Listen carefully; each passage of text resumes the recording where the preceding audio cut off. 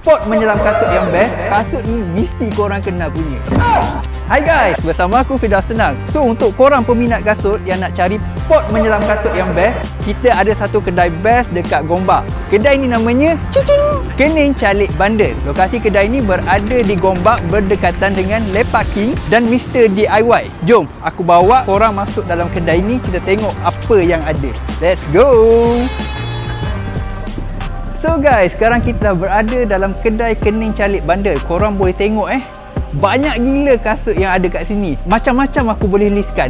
Sport shoes ada, sneaker ada, safety shoes ada, kasut bola ada, kasut baby pun ada. Ini antara kasut yang dijual dekat Kening Calik Bandar. Korang tengok ni condition dia full. Ini barang premium A lah. Tengok tapak dia full, baru bro. Untuk mak-mak skin, kasut ni mesti korang kena punya.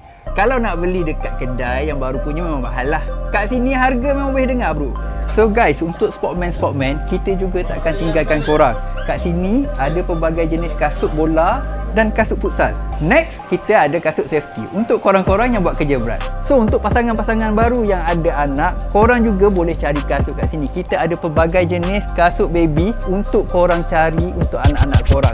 Okey, jadi untuk korang yang nak cari kasut tu, korang dah tahu kat mana kan. Kedai ni korang jangan risau, harga memang boleh dengar, kualiti berpatutan dan staff-staff yang ada kat sini respectable dan membantu lah. So guys, jangan lupa datang Kening Calik Bandar.